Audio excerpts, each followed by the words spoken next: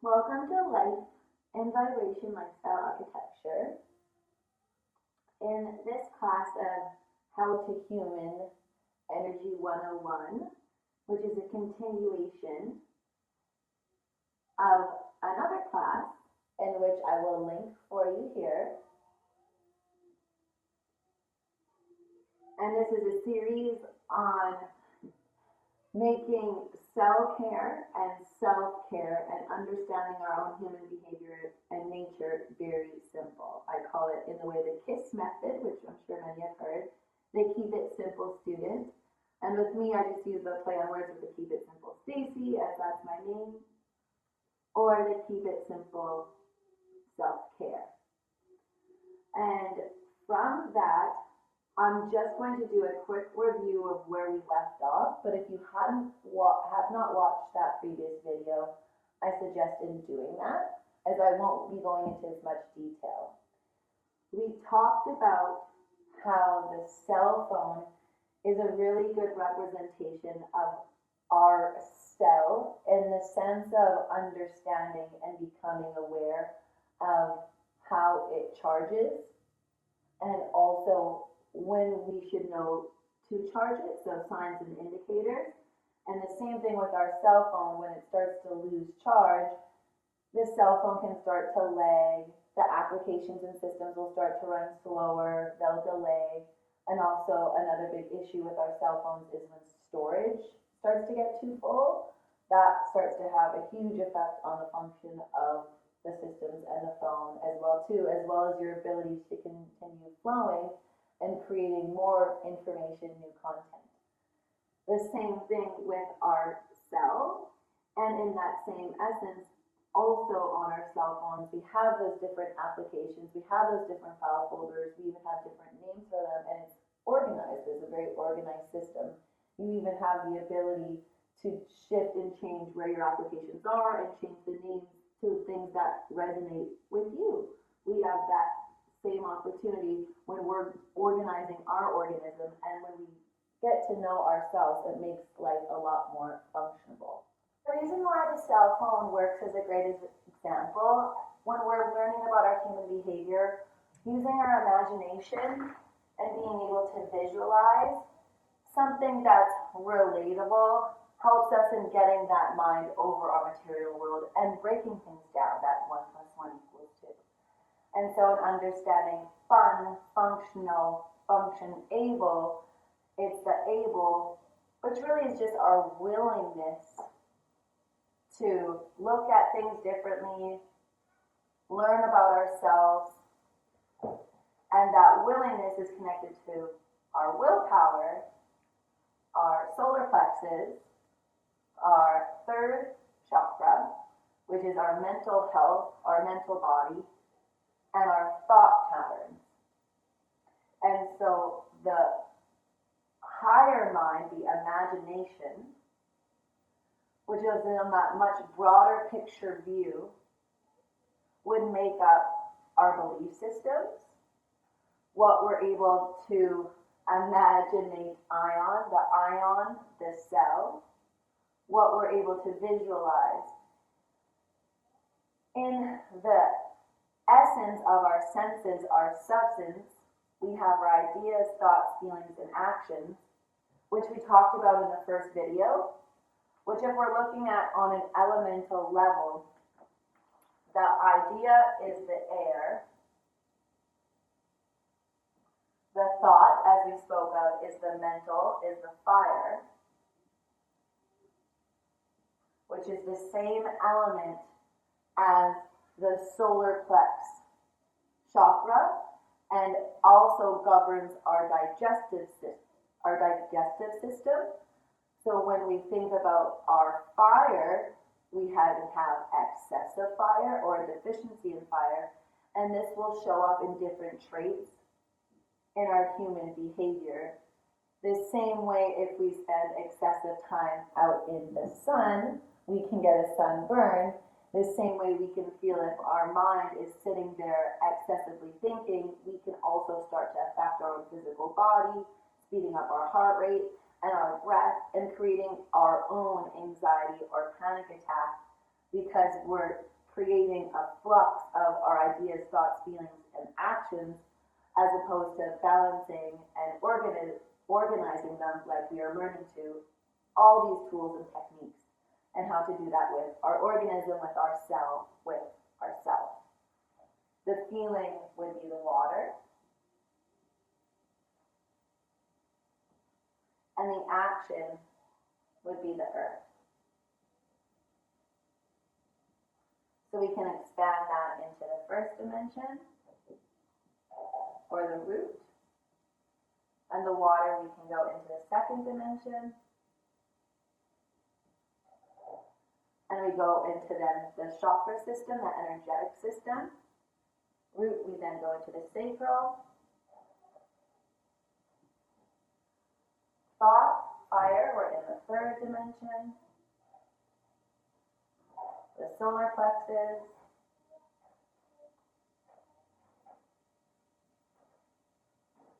An idea, the air.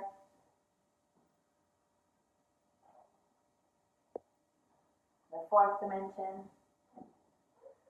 As you can see the patterns in nature. Just like we're teaching our children in our homeschooling program we created here, learning the patterns in nature, patterns in shapes, our own patterns in seasons and cycles, and in energetic coding and genes, and our genetics, and our binary coding, and the air, the fourth D, the heart.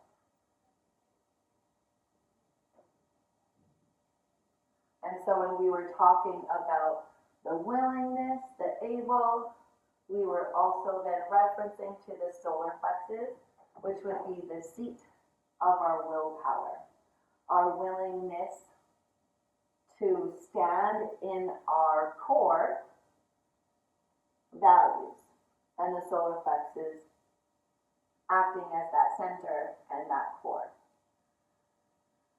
The core, the digestive system. And there's a lot, more than just food, that we have to digest in life. And that quality and quantity and the vibration, the energetic value, the numerical value behind not only the food that we then put into our body, our vessel, feed and fuel to ourselves, but also the quality and the quantity of the ideas, thoughts, feelings, and actions, which are all made up of our belief systems. That broader picture, visualization, view, the imagination, the imaginate ion. And what our cell is then allowing itself to become aware of, and how in depth it's allowing itself to go about that information, will have a direct reflection on what it's able to imagine or visualize. And so that then references our belief systems, which I had to write over here, over top of with the red when I was breaking down the idea, thought, feeling, and action, and then paralleling it over to its element, into its dimension, and to its chakra. And the belief system would be that fifth dimension, which is the element ether, which is the makeup of all of these other elements. The earth, the water, the fire, the air, all make up that ether, which is the fifth dimension, which is our throat chakra. And our ability and our willingness and the quality and quantity of these ideas, thoughts, feelings, and actions of our air, fire, water, and earth will then be what we're then allowed to express, will be that ether, will be that energy that we then emit from, and highlighting underneath from ourselves, because that then takes us into the cell memory. What are you emitting? What are you carrying? What are you holding on to?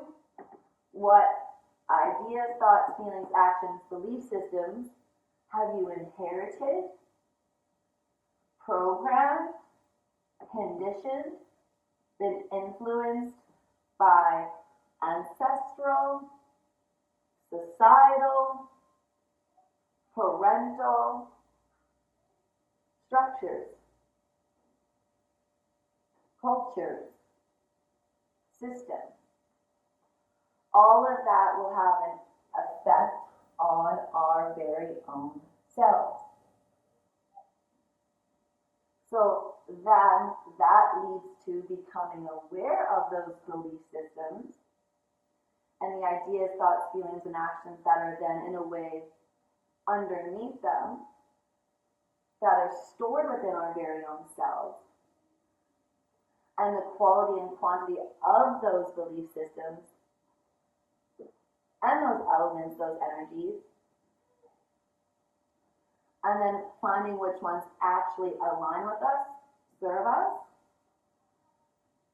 and how to shift them, clear them, transmute them, in the maintenance, in the management, or in the organizing of that self.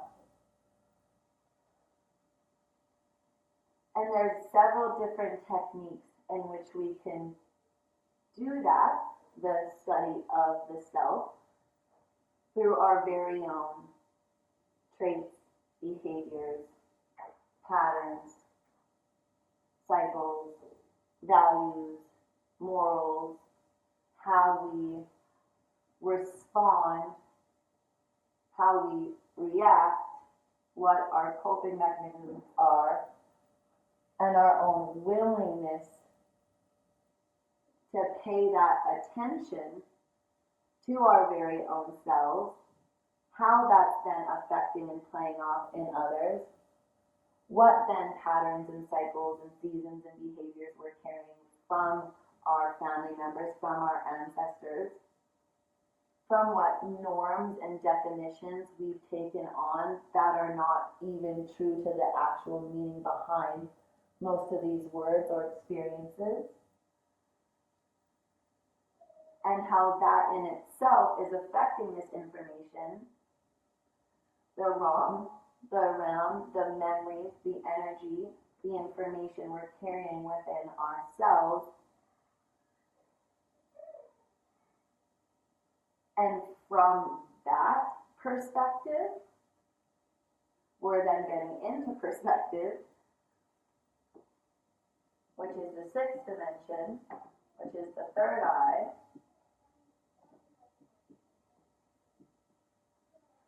which is the element light.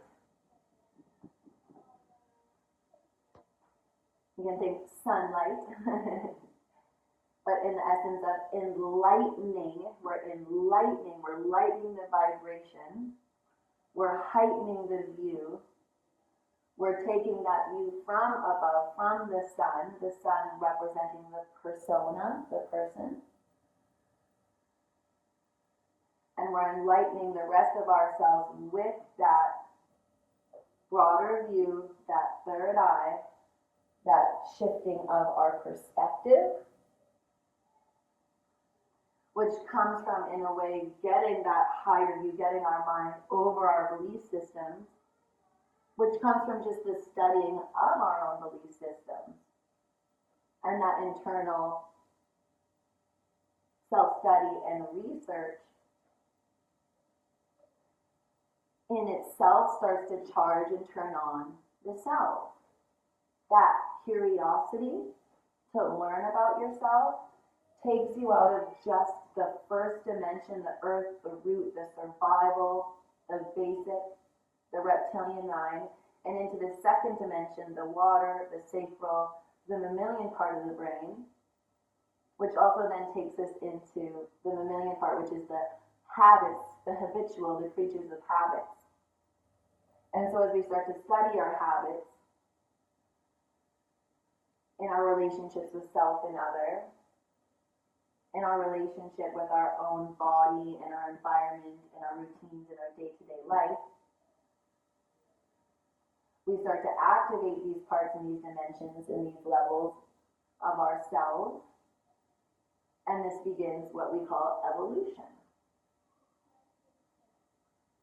The more information we have, the more knowledge we have about ourselves, then the better we can respond. And in that, that's releasing a lot of the bitter, the pent up, the stale, the stored, unprocessed experiences and events and emotions that, like we learned in the first video, come from those reactions and those coping mechanisms of ignoring, avoiding, neglecting, or labeling falsely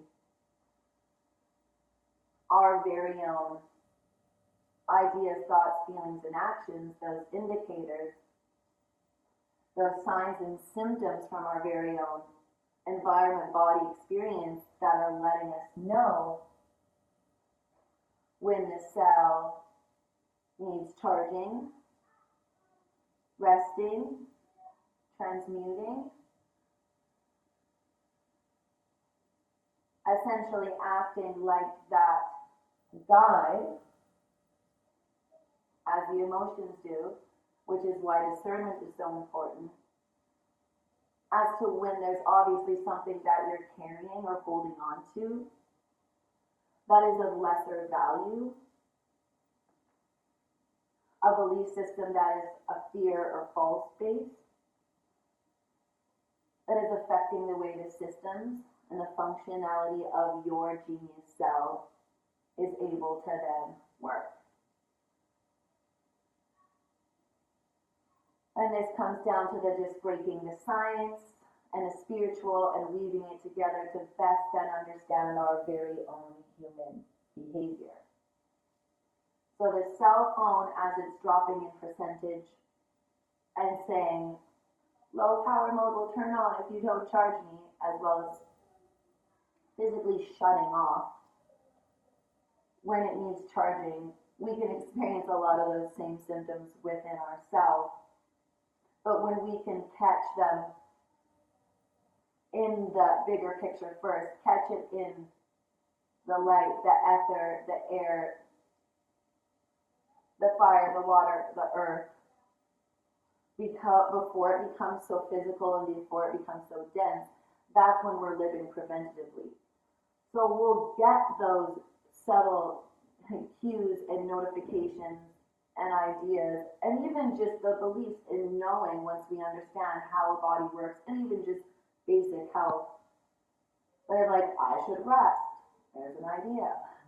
I know I've been working too hard. I know I have been neglecting fill in the blank.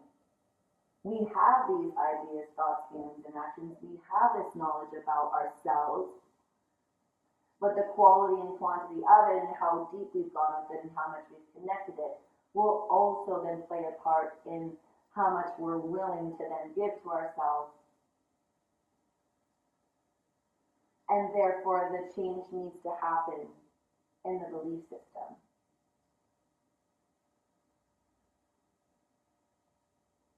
And so to keep this video from getting too extensive or long, I'm just going to take a breath in and see what would be the best way to guide you all in moving forward with what we could call a little bit of like homework or homework in self-study.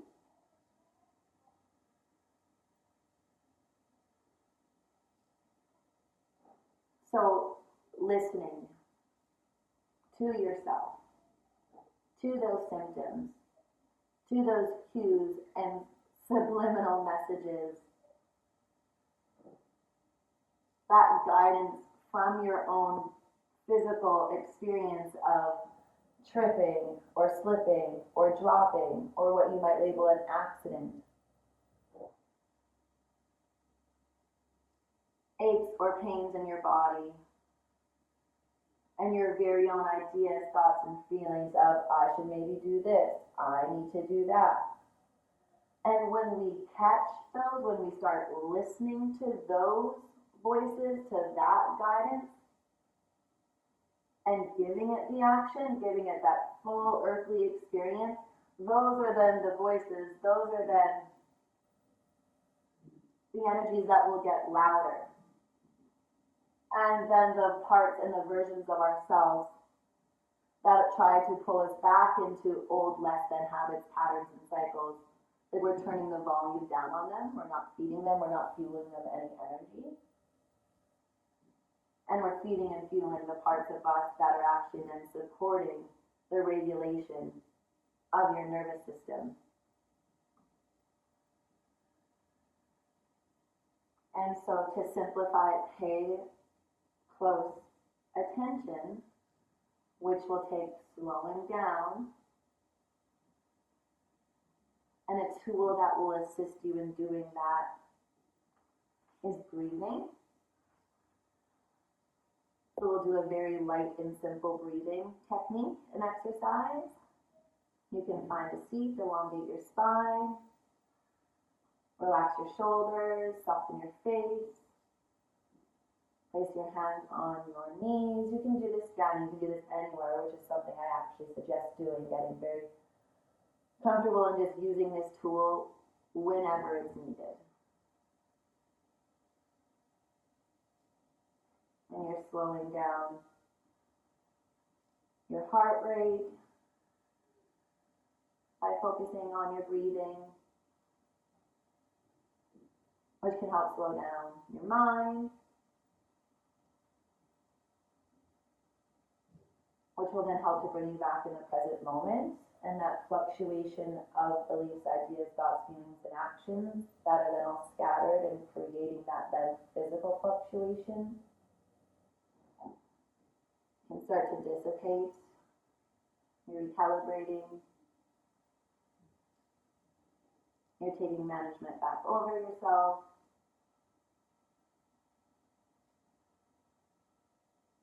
And it's like you're honing in your focus, your mental body, and you're pairing it together with your imagination, with your visualization, to just pay close attention to the subtleties and the symptoms going on with inside yourself, and then using the physical body, the discipline of breathing, to help anchor all of that in and ground you in.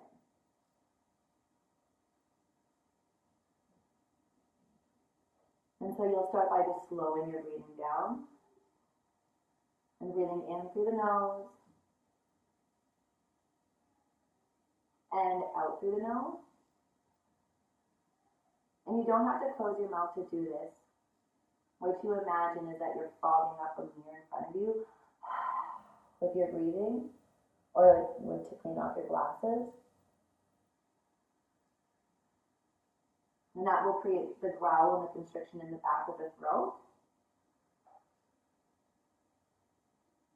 And then on your exhale, you just exhale through the nostril as well. And we'll slow the inhale down to a count of 5. And the exhale down to a count of 5 as well. And that will start to regulate and balance the system, all the systems. Another factor you can bring in is then counting internally. 1, 2, 3, 4, 5. Or you can bring yourself what we would call a mantra or an affirmation or a sentence to focus on. Giving that mind something to focus on helps with the retraining and the rewiring of the patterns in which you allowed or the coping mechanism. It's also a really great way to study your own thought patterns.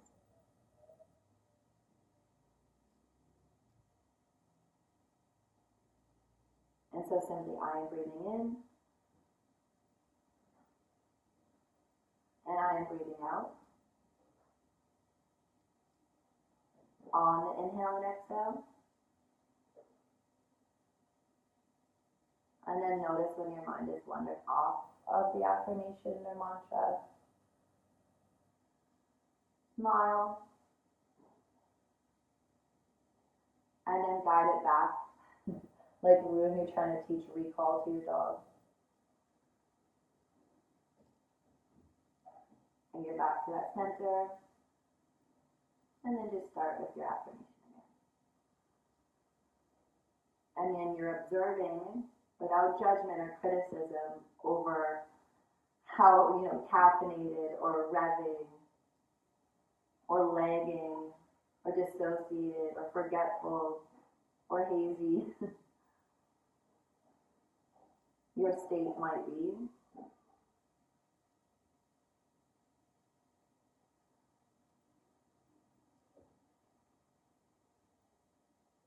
We have to be willing to see where we're at.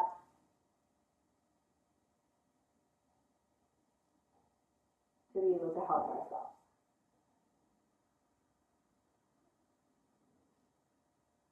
And then keep that same pace and rate of breathing to help slow down your cellular vibration, the rate in which you're processing, you're allowing your very own beliefs, ideas, thoughts, feelings, and actions to be emitting, to be moving,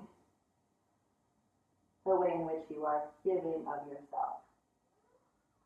At masculine and feminine energy, like we talked about on the first. The giving is the masculine, the feminine is the receiving, not connected to gender in that state, feminine, masculine. All of us have feminine and masculine energy, but the X and the Y chromosomes and the combination of them, depending on what you have and what you carry, will play a part and effect on your epigenetics, on your energy.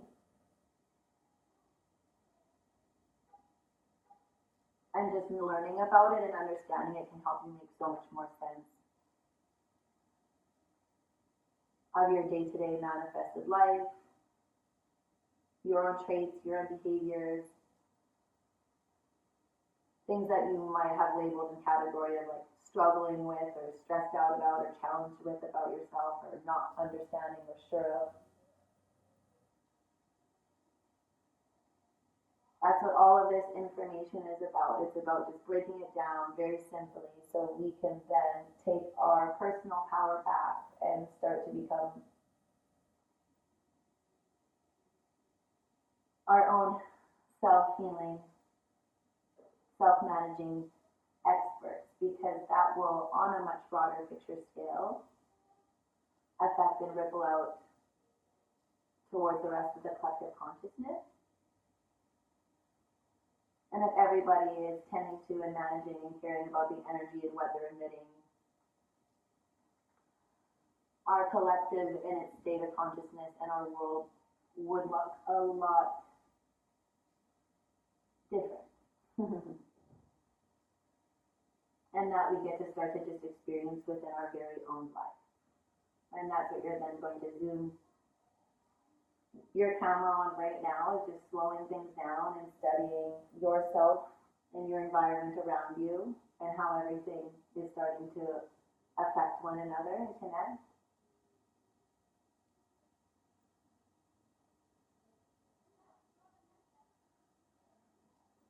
And that might sound simple, but slowing down your breathing and doing that,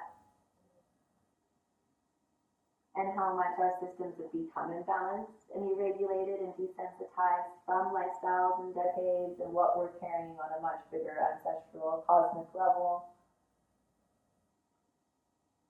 can be quite challenging. So when we're allowing ourselves to do that moment to moment in times and areas that are a little more gentle and slow down, when something does get triggered or there is a more harsher situation, we're already retraining the natural occurring energies and helping ourselves better respond and see the situation from a different perspective. So if you've stuck through to the end, thank you for taking the time to join me. We can all sign off together, inhaling, reaching the arms above head, taking a nice big stretch.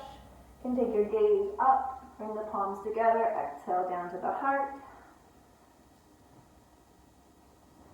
And you can humble your brain into your heart.